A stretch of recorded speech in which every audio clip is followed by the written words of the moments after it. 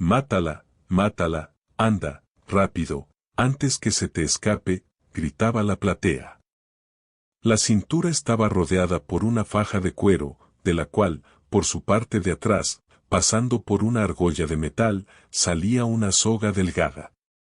Las muñecas también estaban rodeadas por brazaletes de cuero, sujetas fuertemente con pequeños candados, lo que hacía imposible quitárselos. De ellas también se desprendían delgadas sogas que subían hasta el techo.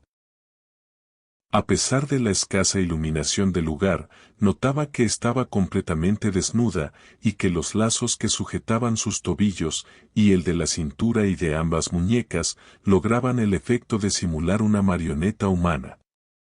Deseó gritar, pedir auxilio, pero sus labios no podían separarse para emitir palabra alguna, estaban pegados. En el techo pendía una luz azul, y a un costado, algo alejado, percibía la figura de una persona sentada en una silla. Apenas lo podía distinguir. Era un hombre y también estaba desnudo. Sonidos guturales brotaban de su garganta en un inútil intento de llamar su atención. No podía distinguirlo bien, estaba difuso como en un sueño. Movió sus brazos, agitándolos, tratando de soltarse de su prisión de hilos. Las lágrimas comenzaron a rodar por sus mejillas.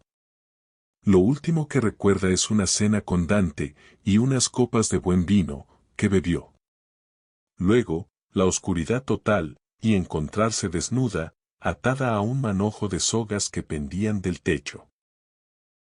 Posiblemente todo hubiese comenzado con el abuelo Cristóbal, un simple trozo de madera tallada y un lienzo de género barato con el cual había montado su primer teatro de cristobitas o títeres de guante, como él los llamaba. Llegado al continente, y gracias a su habilidad con la talla de la madera, lograba otorgarles a sus personajes todo un verdadero realismo en las expresiones faciales. Cubría su cuerpo con un tabique de madera pintado de rojo, sobre el cual se asomaban sus títeres, para alegría de todos los niños.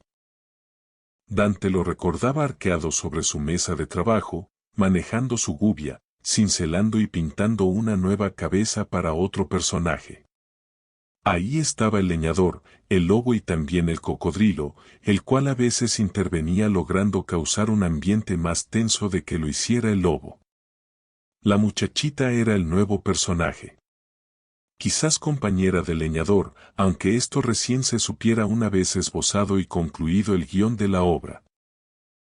Con su maleta repleta de títeres, Cristóbal salía a recorrer distintos salones, inclusive restaurantes de lujosos hoteles, en la creencia de que una buena función entretuviera grandemente a los niños, para tranquilidad de sus padres.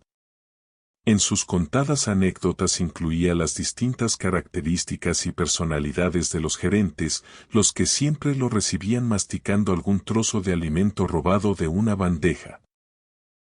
Y mientras les explicaba las bondades de una función de títeres, aquellos no cejaban en su masticar, haciendo su mente números, cuentas en el aire, a ver qué tan beneficioso fuera, para el hotel, contar con un titiritero a la hora del almuerzo, especialmente los domingos. Pero siempre estaban las negativas de por medio, y muchas veces les convenía más tener un violinista que tocara entre las mesas. Ante tantas desilusiones recibidas, Cristóbal armó su propio teatro de títeres en su casa. Dividió el living, separando un sector por un cortinado, reservando el resto para disponer una serie de sillas a manera de platea. Con el paso de los años, su hijo Camilo mejoró la sala, colgando, en las paredes, unos parlantes que transmitían gritos de niños, grabados en funciones anteriores, logrando otorgar, a la concurrencia, mucha más emoción. Estas exclamaciones infantiles grabadas en cintas magnetofónicas, a menudo eran dirigidas hacia uno de los personajes que actuaban en la obra. Expresiones como «mátale», o «corre», «apúrate», «dale», «dale», eran frecuentes. Y cuando Camilo notaba que el auditorio estaba un poco calmo, accionaba el grabador y, Prestamente, las cintas giraban dejando escapar su contenido. Excitados por los gritos que escuchaban los niños aunaban sus voces, logrando el efecto deseado. En el taller de armado, sobre los estantes se ubicaban varias decenas de cabezas de madera, representando distintos personajes. Dante, en su adolescencia, veía a su padre confeccionar los trajes, pegar los cabellos de lana a las cabezas e incluso retocar sus pinturas. La infinita paciencia que tenía había sido legada por su propio padre cuando, a su vez, él fuera niño y lo viera trabajar. De esta manera Dante pretendía continuar con la tradición familiar, aunque intuyera que pudiera cambiar las cosas, introduciendo algunas mejoras. En otros lugares del mundo la marioneta había irrumpido, desplazando a los títeres de guante, y aguardaba a hablar con su padre. Pero era difícil encontrar el momento apropiado. Lo veía trabajar en el modelado de la cabeza de una muchachita, de cabello rojo, a la que, inicialmente, la llamó Abigail. Su cabello, algo largo, estaba peinado con 2 trencitas, y sus labios contrastaban en su piel blanca. Para que su aspecto fuese más real, había conseguido un par de ojitos de vidrio color celeste. Cuando la cabeza estuvo terminada y puesta a descansar en el estante, Dante decidió, esa noche, luego de la cena, hablar. Aguardó hasta el momento del café para iniciar su charla. Miró fijo a su padre y, como una estocada pergeñada meticulosamente, le dijo que había que modernizarse, adaptarse a los cambios. Que las marionetas eran la evolución del títere y que los cristobitas estaban terminados. Cada vez menos chicos asistían a las funciones, y si no fuera por las cintas grabadas donde se escuchaba gran cantidad de público arengando a los personajes, el teatro ya hubiera cerrado sus puertas hacía mucho. Camilo meditó en silencio por unos segundos, antes de responderle a su hijo. La realidad era que entraría a trabajar con ellos una chica joven, Abigail, con la cual ya había hablado y se encontraba interesada en probar por un tiempo. Era muy hábil con las artesanías y sería de gran ayuda para restaurar las cabezas que estuvieran dañadas o hacer unas nuevas. Dante pareció comprender que solo se tratara de tener un poco más de paciencia, al menos, por un tiempo, pero no mucho más. La competencia ya estaba reemplazando todos sus títeres de guante, y no debían quedarse atrás.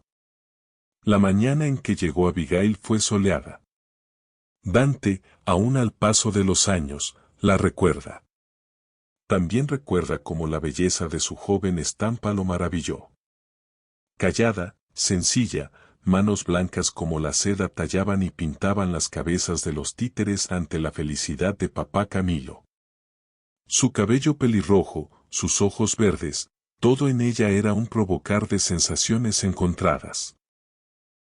Si el abuelo Cristóbal viviera, pensaría lo mismo, habiendo tenido un alto grado estético volcándolo hacia la elección de sus muñecos. Tras la muerte de papá Camilo, Dante no encontró palabras de agradecimiento hacia Abigail, por estar acompañándolo al transitar tan duro trance. Al concluir con su horario de trabajo y verla marcharse, el corazón de Dante se ensombrecía. Era ahí cuando, con su vista, recorría los estantes donde descansaban los muñecos, e indefectiblemente tomaba en sus manos la cabecita de Abigail, estrujándola contra su pecho. Mientras lo hacía, con sus ojos cerrados, recordaba a su padre, por haberla hecho de un simple trozo de madera y haberla bautizado con el mismo nombre, sin haber tenido la oportunidad de conocerla personalmente, antes. Dante creía en esas extrañas cosas que tenía la vida, las coincidencias, las cuales no eran factibles de ser comprendidas por los simples humanos.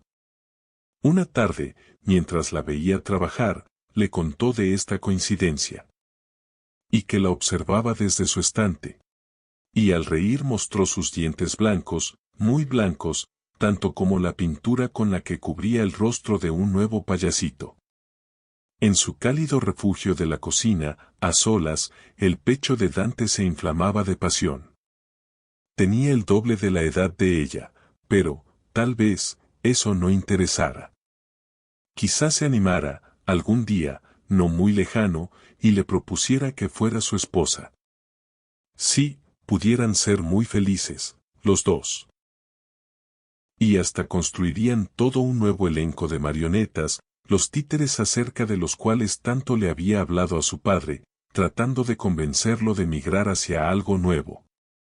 Sería sencillo. Podrían emular el elenco de los cristobitas que ya tuvieran y construir un muchacho bueno, un leñador, un lobo, un cocodrilo, una muchacha bonita, tan bonita como Abigail. Y hasta pudieran copiar su rostro, inventar un buen guión, una obra que incitara la imaginación de todos los niños, y que la sala del pequeño teatro volviese a llenarse de ellos, no siendo necesario pasar más la cinta grabada. Sí, hablaría con Abigail y pronto, muy pronto, entre los dos, cambiarían todo. Sería necesario armar un andamio alto, para poder manejar, desde allí, las marionetas. Y también podrían pintar una buena escenografía, árboles para un bosque, una casita, un cielo azul, muy azul, sobre el cual contrastaran. Qué dulce, Abigail, verla pintar los rostros de los muñecos. En silencio, su pincel iba y volvía, y hasta a Dante le parecía que sus labios canturrearan una muda canción, mientras lo hacía. Recordó lo que su padre Camilo le había dicho, al poco tiempo de llegar a Abigail. Comentó, sin equivocarse, que llegaría a ser una gran titiritera. Y que sus habilidades para la confección de vestuario había otorgado, al teatro, de un aire renovado. Esto lo notaba en los rostros de los niños que acudían a las funciones. Veían que la vestimenta de los muñecos era más vívida, más colorida. Los uniformes de los soldados eran más reales. Había que cuidarla mucho, era una excelente persona. Algunas veces, Dante la espiaba de lejos, deleitándose con su figura, sentada ante la mesa de trabajo. Su delicada imagen se recortaba contra la blanca luz que pasaba por la ventana. Sus tersas manos se dirigían hacia precisos lugares de la mesa, en procura de sus herramientas o sus pinceles. Y ahí, en poco tiempo, la magia del nuevo vestuario o del nuevo personaje se gestaba. Decía que el cocodrilo había resultado muy verídico, y que había niños que se asustaban cuando lo veían salir a escena. Pero luego, la presencia del muchachito o del leñador, ponía todo en orden. Un atardecer, Dante estuvo próximo a hablarle, necesitaba hacerlo y pedirle que fuera su esposa, que la amaba y que no deseaba seguir viviendo sin ella. Sin embargo, no le fue posible hacerlo, Abigail tenía prisa porque alguien la estaba esperando. Dante comprendió su apuro, y la acompañó hasta la puerta. En la calle, apenas a unos metros, estaba aguardando un joven. Los vio besarse e irse, tomados de la cintura. Cerró la puerta con lentitud, regresando al taller. Las cabezas de los cristobitas, alineadas en los estantes, parecían comentar el hecho, quizás ya presentido por ellos. Ahí estaba el payaso, cuyo rostro había borrado la sonrisa. El leñador, con semblante triste, el desconsuelo del muchachito y hasta el cocodrilo, agachando su cabeza para refugiar su vista en el suelo. Abigail era un pan de amor que estaba siendo aprovechado por otra persona. ¿Cómo Dante no se había dado cuenta de eso? De sus llamadas a escondidas, a su celular, y su responder casi en silencio. Buscó, en los estantes, la cabeza de Abigail y la estrechó contra su pecho. Podría hacer un muñeco, con la imagen del joven, incluirlo en una de las obras y que representara a un malviviente que hubiese robado una joya. No había distinguido bien su rostro, a la distancia, pero eso no interesaba, el muñeco que hiciera haría referencia a él.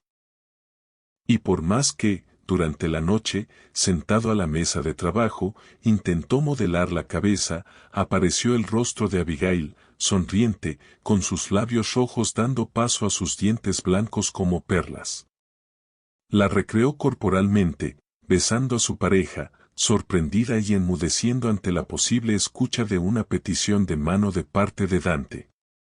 Y ella, luego de reponerse, diciendo que lo lamentaba mucho, pero que ya estaba comprometida sentimentalmente. Durante los días siguientes, Dante permaneció en un estado silente, cosa que llamó la atención de Abigail al notarlo tan callado. Lo veía dándole la espalda, evitando aconsejarle instrucciones acerca de las vestimentas o modelado de los rostros de los cristobitas. Hasta que un atardecer, antes que se retirara, Dante le contó que haría una cena, y que le agradaría poder contar con su presencia. Sería en honor a su abuelo Cristóbal, fundador del Teatro de Títeres. Abigail aceptó con todo gusto. La ocasión sería el jueves a la noche, luego de trabajar en el taller. Dante usaría la cena como una excusa para retenerla por más tiempo. Además, gozaría de su juventud plena, charlaría de temas varios y hasta, tal vez, pudiera pedirle la mano, a pesar de saber que ya estuviera en pareja. El corazón de Dante aceleró sus latidos, aguardando el momento en que Abigail se sentara a la mesa. Había preparado pasta, sabía que le agradaba, todo acompañado por un buen vino. Las copas llenas chocaron en un brindis de celebración, a las 20 horas en punto. El vino corrió sin descanso, en la copa de Abigail. Pero, curiosa, ella veía que Dante solo bebía agua, dejando a un lado su copa, intacta. Por tercera vez que Abigail llevó su copa a sus labios, su visión se nubló, oscureciéndose todo su derredor. Echó su cabeza hacia atrás, en el respaldo de su silla, para entrar en un sueño muy profundo. Dante entendió que su momento había llegado. Abigail era de él, y de nadie más. Todavía le parecía estar escuchando su risa, al enterarse que la solicitaba como su esposa. La cargó en brazos, depositándola sobre la mesa de trabajo. Su cuerpo yacente simulaba ser un ángel que pudiera ser copiado en la madera de una marioneta. Sigilosamente quitó su vestido y su ropa interior, mostrando su inmaculada desnudez. Besó sus labios y sus senos, lo que no hubiera podido haber hecho en otra circunstancia. Pasó sus dedos acariciando su vello púbico, el cual culminó rasurándolo por completo, dado que una marioneta no poseía vello. Limpió y besó los labios de la vagina, suaves al tacto como nunca los hubiera imaginado. Separó sus piernas, tomándola de los muslos para acercarla más al borde de la mesa. La penetró varias veces, viendo sus senos moverse a cada empuje de su cuerpo. Continuó meciéndose hasta sentir todo su semen verterse en su interior. El toque final fue sellar sus labios con el pegamento que usaban para adherir las pelucas o los bigotes de los títeres. Puso una faja de cuero alrededor de su cintura. Fajas más pequeñas rodearon sus muñecas y los tobillos. De todas ellas sobresalían unas argollas de metal, por las que pasó sogas delgadas pero resistentes a los tirones. Estas sogas las ató al entramado de estructura metálica del techo del escenario.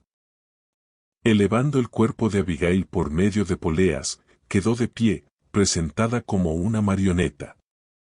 El foco de luz azul, muy azul, le pegaba en los ojos y apenas podía distinguir, a la distancia, sentado en una silla, la figura de un hombre desnudo. No podía reconocer su rostro, llevaba puesta una máscara de cocodrilo. Si al menos pudiera gritar, pedir auxilio. De pronto, el cortinado del escenario se abrió, mostrando la platea iluminada y ocupada por todos los cristobitas. El hombre dejó su silla y se aproximó, portando, en una de sus manos, una gubia muy afilada. «Atrápala, atrápala, mátala», rugía el grito de los niños, por los parlantes de la sala.